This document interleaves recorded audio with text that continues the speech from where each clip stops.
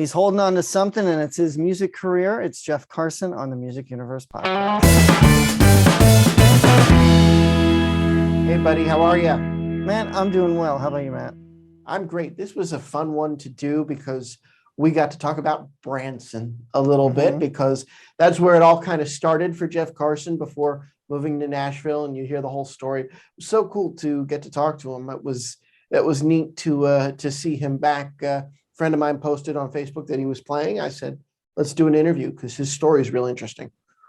Yeah, and I've always been a fan of the song that I quoted coming into this. Holding On to Something was the first song that I really started enjoying, because when I was younger, I just really liked up-tempo songs. I didn't like slow songs that much. Sure. And then, of course, he's got the iconic The Car, and then Real Life. And obviously, he cut a version of Butterfly Kisses that, he charted on country radio.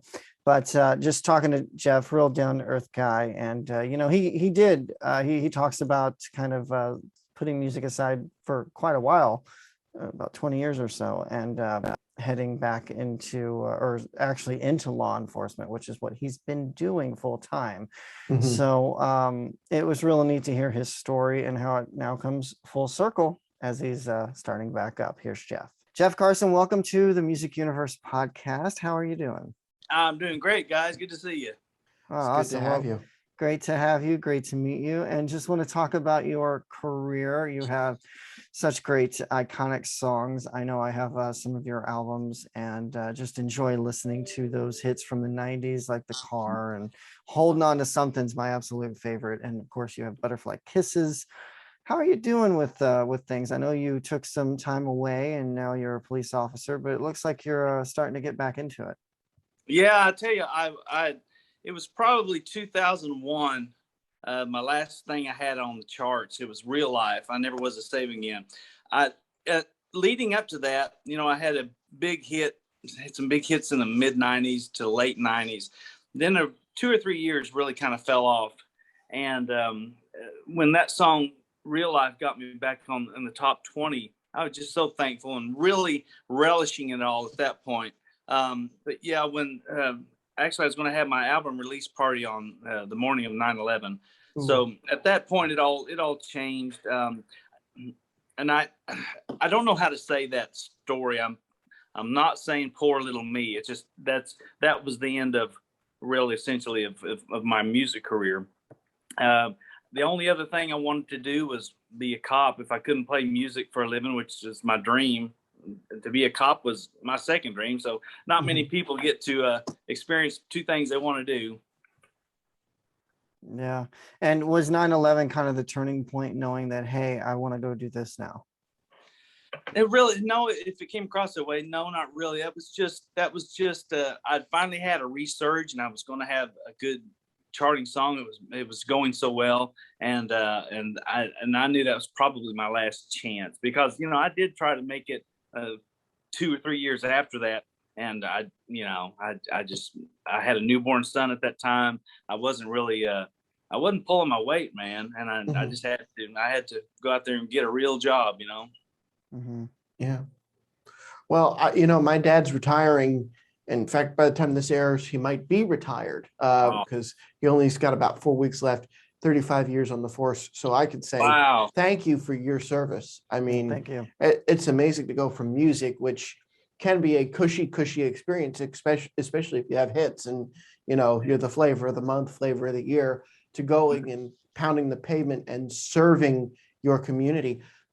Was that a bit of an adjustment to go from music to being a police officer? It was, although I was so excited because, I always had an affinity for law enforcement. When I went on the road, if we were graced to have enough time to actually spend the night somewhere, which is rare, I'd always set up a ride along with police officers, wherever the area I happened to be. And I just always loved hanging out with them and getting a feel for what they do. So when it came time to, hey, I need another job other than music, that was the only thing that interested me. And to believe it or not, I was 44 when I got hired. So they called me the Jurassic Rookie. So I felt blessed to be hired at that late stage in life. And now you're transitioning back into kind of playing music as well on is it a regular basis now as well as being an officer still? No, being an officer is still my full-time job. I've learned to. First of all, I never say never, but yeah, I mean, Mhm. it would have to be something pretty dramatic to be able to change. What I'm doing now is just I've worked long enough to have more vacation time than I need, and to be able to go out and do shows. I've got the next 2 weeks. I go to Illinois next week, and then Texas the week after that. And it's just acquire that vacation time and use it when I can to play music. Yeah, I'm from Missouri, and are you from Arkansas? Yeah, right up in the northwest corner. Yeah, I'm from about southeast Missouri, like the Farmington area, if you're familiar Yeah, with it. Gravette is where I'm from. Gravette, it's right up in that top left corner, about 10 miles from Oklahoma and 7 from Missouri. Wow. Oh, okay. Wow. Yeah. So you're, because I was reading your bio earlier, and you had kind of decided on Branson, which I know Matt loves Branson. I've been there several times. And then your wife convinced you Nashville. I mean, that was Yeah. a great choice. Yeah, I got to hand it to her. I was happy in Branson and playing and having a good Mhm. time. But it was getting with her. She's really the one that pushed us to move to Nashville and give it a try, see what happens. I don't think I would have done it without her. I know I wouldn't have. Once you got to Nashville, I mean, this is cool because we kind of have a thing with Opryland. I actually lived in Nashville for a couple of years myself to work on music a decade ago, but Opryland Hotel is so unique. And you got there and you started playing almost immediately, right?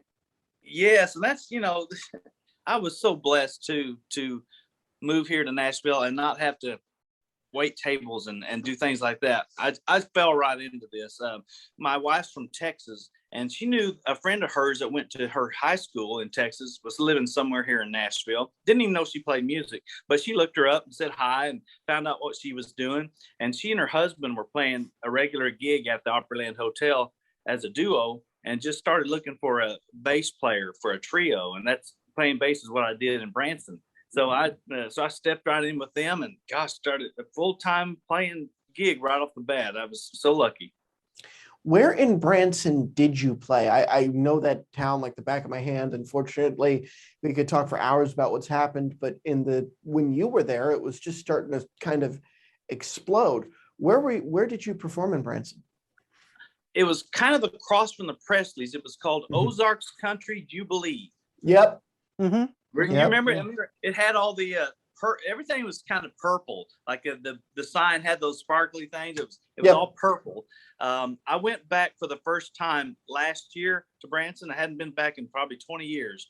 Wow. And it's not even there anymore. The building's gone. It took me a while. It took me talking to a few of the regulars to figure out where it even had been. Yeah. That's the thing. Branson is changing so much so quickly. Jim Stafford doesn't even own his theater anymore. Really? Yeah. It was bought by a condo company, and well, we could talk about this off. I could talk about this for hours. I'm trying to write a book on it. It's just it's interesting what happened because in the 90s, all these performers that wanted to get off the road built there, and then nobody else followed. So after the 90s, it kind of petered out a little bit and is changing, but you were there in the heyday, and that's awesome, and it's so cool.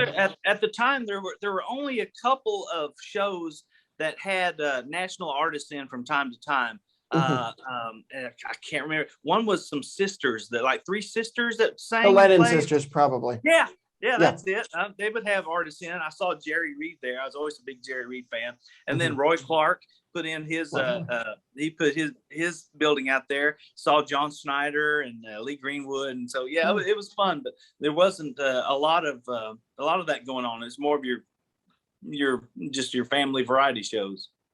Yeah, and I looked into it a few years ago. I have a musician friend that had worked there for a while, and he said that a lot of times these days if you're going to be a band member, you're also going to be staff, like taking tickets, you're directing parking. I wouldn't doubt it.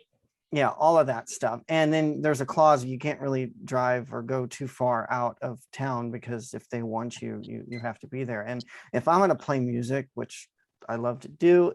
My mind has to be focused on that, not taking Yeah. tickets, not doing this. That Yeah. just was not That's something an I awful was lot. interested That's an awful lot to ask somebody to do that kind of thing. I remember the owner who owned it, well, at one time was kind of coming down on everybody. He thought everyone was tired at night, and so we need to cut down on your like boating and things you're doing during the day. It's like, oh, iron fist.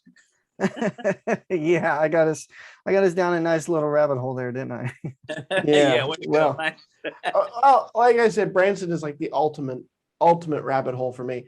So then you moved to Nashville. You're a bass player at the Opry. What was your big break for your first hit? You mean as far as my career, or Yeah, your or big break. How'd you get your record deal and things started happening in the 90s? That really stemmed from singing demos for songwriters. You know, I got to going to these open mic nights and writers nights and meeting other writers, and they started using me to sing demos. Did a few free at first, you know, just to get my foot in the door. And like I would sing a song that someone wrote, and they'd hire me to go into the studio and record it. And he may have co-written it with someone else. And then next time that guy uses me, and he has a co-write. So it just kind of kept mushrooming out, where by the time I got signed to Curb Records, because of singing demos, because that really got my voice all over Nashville for artists who were looking for materials, you know, producers and label heads. By the time I got signed to Curb, for that reason, I was doing 20, 30 demos a week. I was constantly singing. So really got my voice around town, which led to the music deal. I'm reading here. You did some pretty nice demo work here. Tracy Lawrence, I See It Now, big hit. Tracy Bird, Walking to Jerusalem. My favorite, Reba, The Heart is a Lonely Hunter. I'd love to hear your version too. Tim McGraw, I Wouldn't Want It Any Other Way. And Faith Hill, It Matters to Me, which I can't hear a guy singing that personally, but I would. Sounds interesting. You know, I had until about 2 years ago, I had a huge cardboard box, and it just followed me from house to house. It was been under this house. Since we moved here 10, 12 years ago.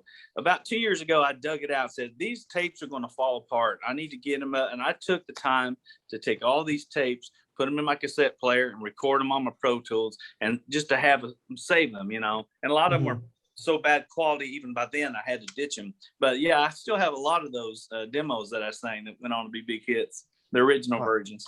Wow. You have any way of possibly releasing the ones that are actually turned out?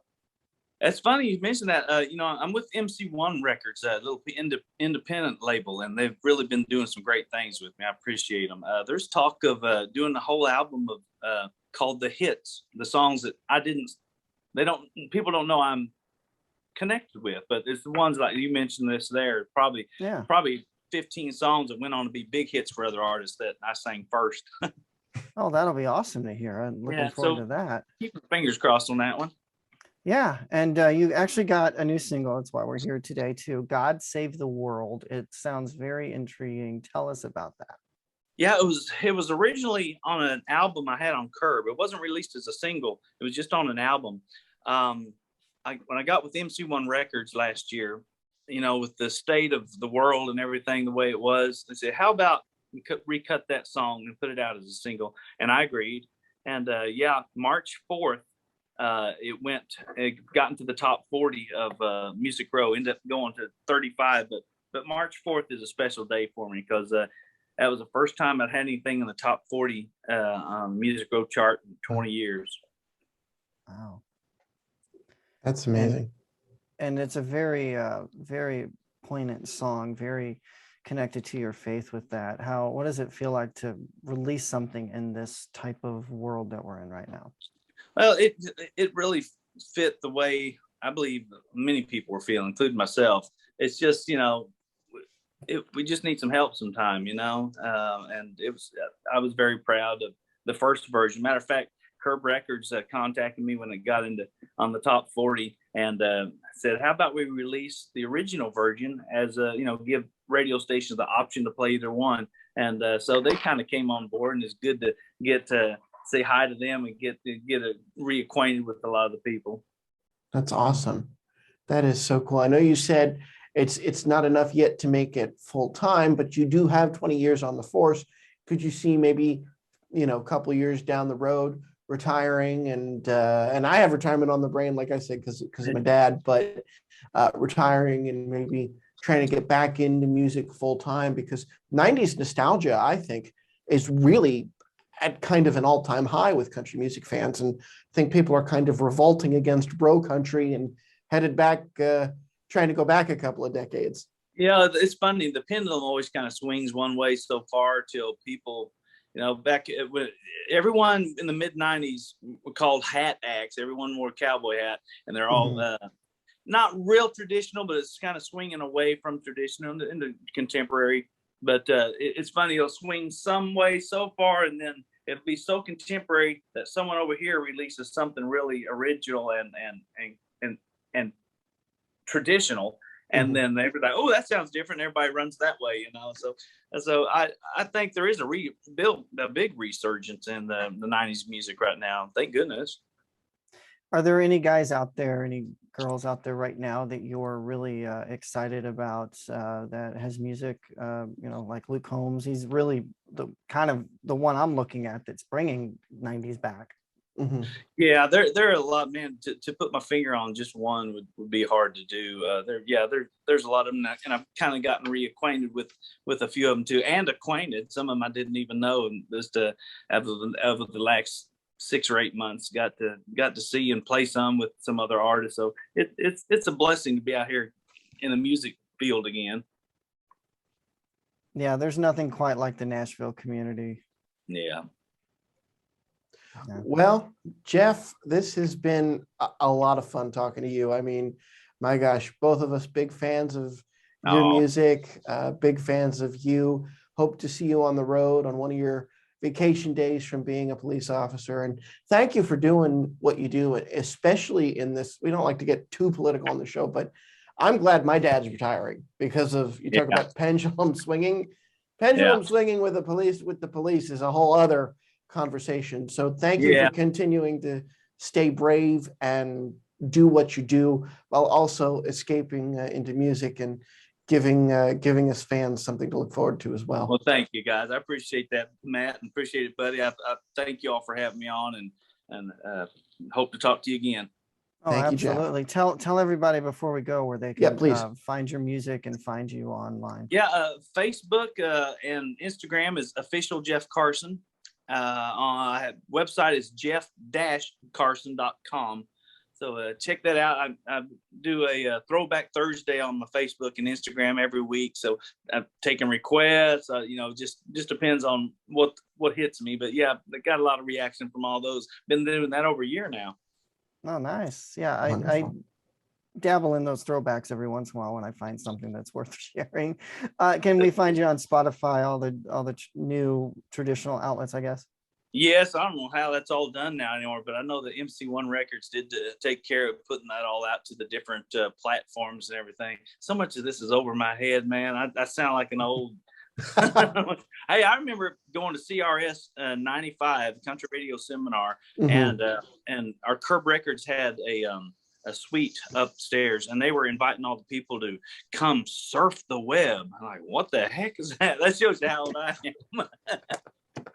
Now that's a part of our everyday lives and beyond. Every day, we don't know how to do without it. No, we don't. All right, Jeff. Well, appreciate it. Again, stay safe, and thank you again for doing what you do, and we'll hope to see you soon. Okay, thanks, guys. I appreciate you. It was so cool to hear him talk about being 44, being what they call the Jurassic Rookie. You heard him say there. There's a show on ABC, I'm not sure if it was renewed, called The Rookie with Nathan Fillion, who people know from Firefly, where he plays a middle-aged rookie who goes into law enforcement. So it's not terribly uncommon for people to make that career change and go into law enforcement. So that was really cool that his department was supportive of him coming in as somebody in that age bracket. Yeah, and I don't doubt that, because it's Middle Tennessee, and having lived there for a couple of years, it's very homey, very family oriented and friendly. I mean, everybody just has to have a good chip on their shoulder, and everybody's willing to, give you a shot in some way. And that's really cool that he did that, and it's really neat that he's returning to music, even at the part-time aspect that he's doing. and hopefully we'll get to see him out on the road. And I'm really looking forward to that so-called, I'll call it the demo project. It would be great to hear him, his version of those songs. The title should be "I Sang It First." There you go. Yeah, it should have been my hit. I was first. Some of the more female songs I'd be interested to hear the male version of. But, we were talking about 90s country, and you mentioned Luke Combs. And I had a thought yesterday in the car. We were driving along, and we were listening to Conway Twitty. And I said out loud, without thinking about it, I think Luke Combs is the modern day Conway Twitty. And for purely aesthetic reasons. Number one, he has a very deep voice that makes certain people swoon when he goes into love songs. And number two, my friend pointed this out, Conway Twitty was not exactly a looker. He was not somebody who was like this tall, attractive god. His sex appeal came from his deep baritone and the love songs he sang.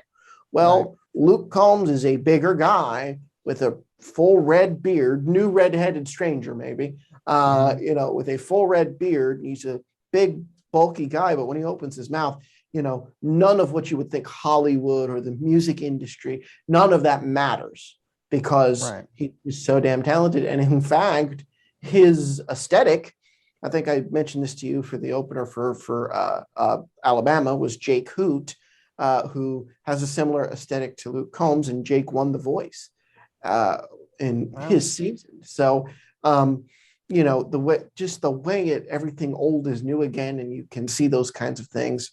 I don't know. Maybe I'm the first to say that Luke is kind of the modern day Conway Twitty. Nothing wrong with that. In fact, if things go accordingly, about a month and a half, 2 months away at the time we're recording this from seeing Luke for the first time. That was supposed to. Well, don't jinx it. So don't jinx it. Hey, I'm not jinxing it. I'm being honest with the way things have been going. Yeah, we gotta we gotta be mindful that anything can still happen. Indeed.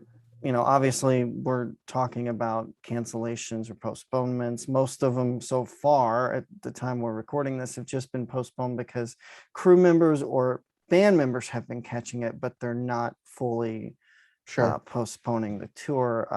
But the New Orleans Jazz and Heritage Festival, unfortunately, has been scrapped for this year due to rising COVID cases in New Orleans and across the country. I know Nashville just had the Music City Grand Prix. 100,000 people were in, and I heard hotels were booked. Right. So people are eager to see this stuff. Let's do what we have to continue to see that happen. Right. Well, for the Music Universe podcast, I'm Matt. And Bunny, I've ranted enough. Keep checking out themusicuniverse.com and all of our socials, as well as tmupod.com for where you can hear this show. Take care.